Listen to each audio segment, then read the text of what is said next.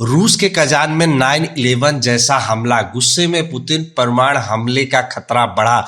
जी हां, कजान शहर में बहुत बड़ा हमला हुआ है। यूक्रेन द्वारा किया गया है ये हमला, ड्रोन के द्वारा किया गया है ये हमला और बहुत बड़ा हमला हुआ है अभी रूस के कजान में। तो बहुत बड़ी खबर अभी निकल के आ रही है और इस हमले से कहीं ना कहीं पुतिन को भी बहुत बड़ा गुस्सा दिला दिया है। यूक्रेन को अब जो है संभल के आगे बढ़ना होगा, क्योंकि जिस तरह से हमला यूक्रेन ने अभी कजान शहर में किया वो बहुत बड़ा हमला था। और अब पुतिन जो है अपने कहते हैं ना भरपूर ताकत से जो है लड़ने की कोशिश करेंगे, यूक्रेन को खत्म करने की कोशिश करेंगे। टॉपिक पे आगे बढ़ने से पहले आप सभी को बता दूं, इसी कजान शहर में 2 महीने पहले 16वां ब्रिक्स सम्मेलन हुआ था। दुनिया के बड़े बड़े लीडर इसी शहर में मौजूद थे। प्रधानमंत्री नरेंद्र मोदी भी इसी शहर में सम्मेलन में भाग लेने के लिए पहुंचे थे। और इस शहर में इतना बड़ा अटैक होना, वो भी 9/11 जैसे स्टाइल में, रसिया की सुरक्षा व्यवस्था पर कहीं ना कहीं सवाल भी उठाते हैं। ये हमला कोई बॉर्डर के पास के शहर में नहीं हुआ है, बॉर्डर से हजारों किलोमीटर की दूरी पर हुआ। रसिया की एयरफोर्स डिटेक्ट नहीं कर पाई या उनकी मिसाइल प्रणाली फेल हो गई। S-500 जैसे मिसाइल भी इस ड्रोन के हमले को रोक नहीं पाए। ये हमला कहीं ना कहीं रसिया के वीकनेस को भी उजागर करता है। तो now back to topic. Ukraine ने शनिवार को बॉर्डर से 1000 किलोमीटर दूर रूसी शहर कजान पे एक बड़ा ड्रोन हमला किया, जिससे रिहायशी इमारतों को नुकसान पहुंचा और हवाई अड्डे को अस्थायी रूप से बंद कर दिया गया। स्थानीय अधिकारियों ने कहा कि 13 लाख से अधिक की आबादी वाले शहर में एक ड्रोन एक ऊंचे अपार्टमेंट ब्लॉक में घुस गया, एक गगनचुंबी इमारत को क्षतिग्रस्त कर दिया, लेकिन कोई हताहत नहीं हुआ। रूसी सोशल मीडिया नेटवर्क पर पोस्ट किए गए वीडियो में ड्रोन को एक ऊंची इमारत से टकराते और आग के गोले छोड़ते हुए दिखाया गया है। विदेश मंत्रालय की प्रवक्ता मारिया जारखोवा ने कहा कि 2 ड्रोन ने 37 मंजिला अपार्टमेंट ब्लॉक को निशाना बनाया। यूक्रेन एक औद्योगिक प्लांट को निशाना बना रहा था, लेकिन बीच में ये बिल्डिंग 37 मंजिला बिल्डिंग आ गई, जिससे कि वो जाके इस बिल्डिंग में टकरा गया। जो उस शहर के औद्योगिक प्लांट थे वो बच गए, लेकिन इस हमले में अभी तक कोई नुकसान नहीं हुआ है, ये रिपोर्ट कर रहा है रूसी मीडिया। इसी दौरान यूक्रेनी राष्ट्रपति जेलेंस्की ने शनिवार को कजान पर हमले के विशेष रूप से उल्लेखन किए बिना कहा कि हम निश्चित रूप से ड्रोन और मिसाइलों के साथ रूसी सैन्य ठिकानों पर हमला करना जारी रखेंगे। कुछ कजान निवासियों को निकाला गया।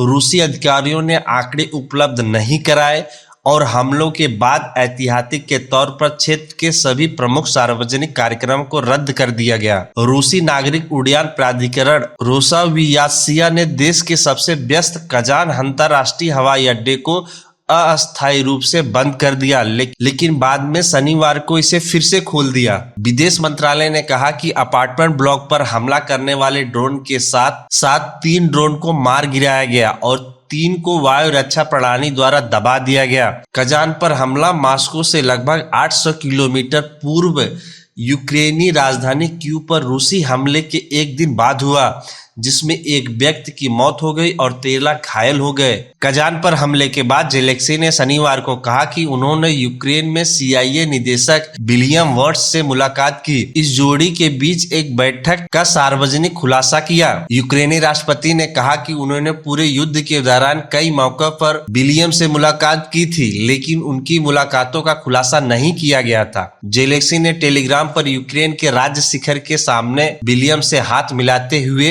एक तस्वीर पोस्ट करते हुए कहा, विलियम ने CIA निदेशक के रूप में यूक्रेन की अपनी आखिरी यात्रा की। इस युद्ध के दौरान उनकी और मेरी कई बैठकें हुई और मैं उनकी मदद के लिए आभारी हूं। आमतौर पर ऐसी बैठकों की सार्वजनिक रूप से रिपोर्ट नहीं किया जाता और हमारी सभी बैठकें यूक्रेन में, यूरोप के अन्य देशों में, अमेरिका में, दुनिया के और बड़े शहरों में बिना आधिकारिक जानकारी के आयोजित की गई।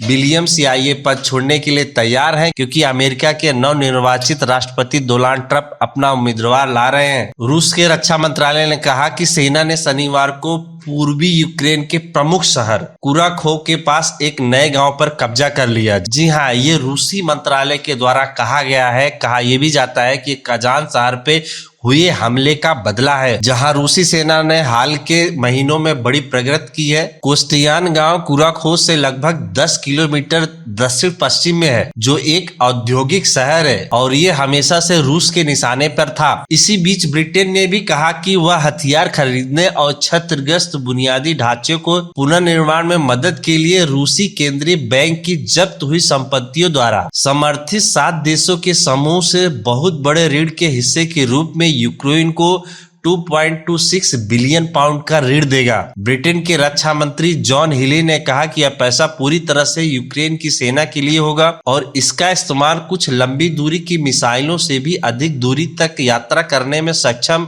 ड्रोन विकसित करने में मदद के लिए किया जा सकता है।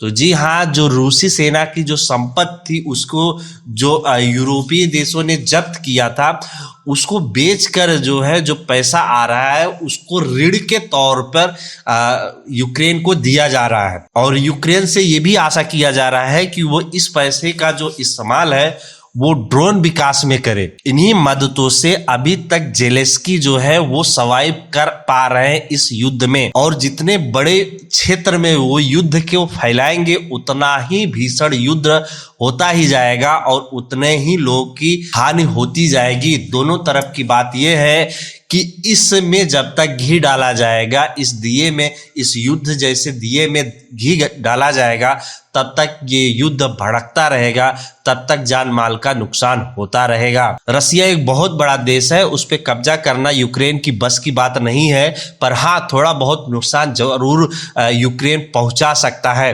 पर रूस जो है यूक्रेन पे कब्जा कर सकता है, ये यूक्रेन को अच्छी तरह से पता है। जिस तरह से हमले कजान शहर में किए गए, एक रिहायशी बिल्डिंग पर किए गए, इससे पुतिन गवर्नमेंट या पुतिन को बहुत ज्यादा भड़का सकता है। इससे परमाणु युद्ध के भी खतरे बढ़ सकते हैं या परमाणु युद्ध की धमकी भी दे सकते हैं पुतिन, क्योंकि इसके पहले जब इस तरह का हमला रसिया कर रहा था यूक्रेन के ऊपर, तो यूक्रेन जो है पूरी दुनिया में इसका डंका पीट रहा था।